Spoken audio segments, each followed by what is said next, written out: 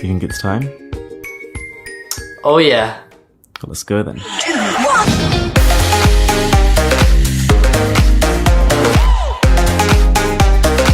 So let's start with the Moto G4.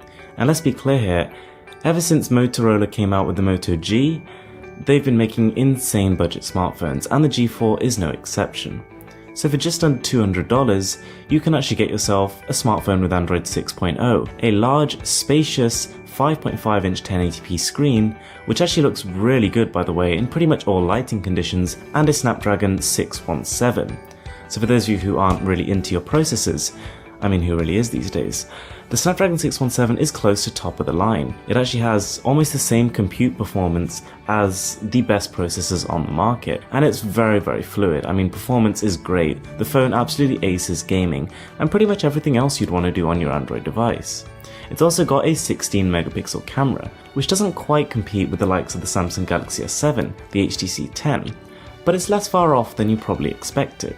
The battery life, with over 3000 mAh of juice, was also really rather impressive. Now the phone doesn't really break new ground in any way whatsoever, but if you actually consider everything that it does, its value proposition is unprecedented. Next up, we've got the Xiaomi Redmi Pro. Now Xiaomi makes a lot of different tech products and they're all known to be very high quality at an affordable price, but the Xiaomi Redmi Pro goes to a whole new level, and it has not an octa-core, but a deca-core processor. So this phone actually has 10 cores, meaning it's going to be very powerful. Now this phone also has a bunch of different additions ranging from 32 gigabytes of storage all the way up to 128 gigabytes, and you can also choose between 3 and 4 gigs of RAM, which is more than enough RAM to handle as many apps as you want. As for some other specs, this phone also has expandable storage, which can make you add up to 256 gigabytes more, and the phone has a 5.5-inch 1080p screen, so it's a huge phone, but once again, it's a great value. Now for the camera, we have a 13 megapixel back-facing camera and a 5 megapixel secondary front-facing camera. So as you can see, Xiaomi did not miss out with any aspects when creating this phone, and you can still get it at a very budget price. Now one of my favorite parts about this phone is the fact that it has a 4500 mAh battery, which is much larger than the iPhone battery or other batteries. For comparison, this is my portable battery right here, and it is 5000 milliamps, and this is basically inside of the Xiaomi Pro, which is actually, like, it's crazy. And you know, for the price you're paying for, this is definitely one of the best phones you can buy.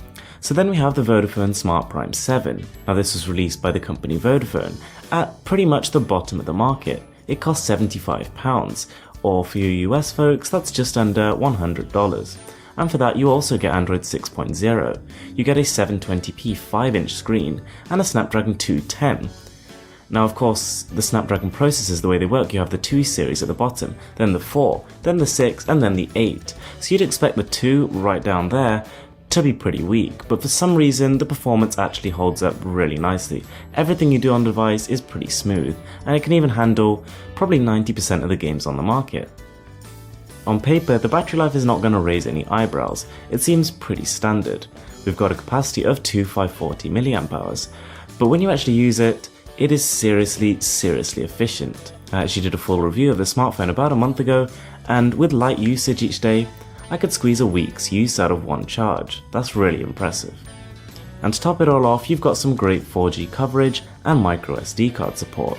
Now the next phone on the list is the Wileyfox Swift phone. There's a good chance you haven't heard of it before, but it's a very competitively priced phone that has a lot of great functions. It does have 16 gigabytes of memory and 2 gigabytes of RAM, but it also has dual SIM capabilities, meaning you can run 2 SIM cards in it at once, and you can use it if you're definitely going to be traveling a lot and you won't have to worry about, switching SIM cards. The phone is also running Cyanogen, which is another plus for some people. Now, even though the phone only has 16 gigabytes of onboard storage, you can expand the memory with a micro SD card, and the phone is running a Snapdragon 410-8916 processor, which is a quad-core processor, and the phone also has a 5-inch screen. Now, a huge plus about the screen is that it is made out of Gorilla Glass 3, and you wouldn't expect to see such premium materials on a phone so affordable. Now, the Swift also has a 13 megapixel back-facing camera and a 5 megapixel front-facing camera, and everything else about the phone is pretty average. It has a 720p display as well as a 2500 mAh battery, but this phone is very versatile in the sense that it can do every single task you want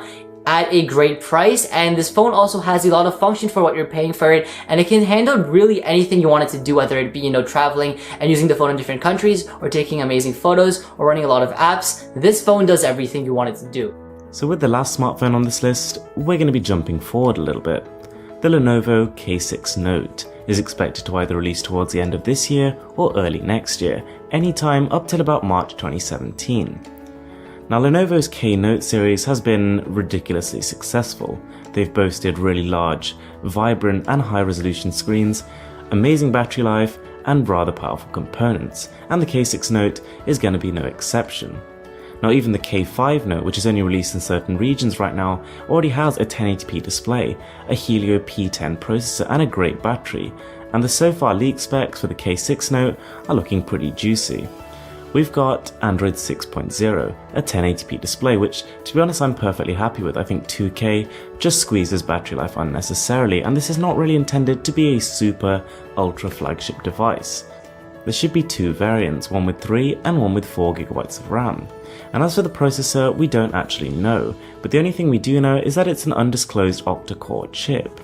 So either it's the Helio P10, the Helio X10, or MediaTek is going to slip out a new one between now and then.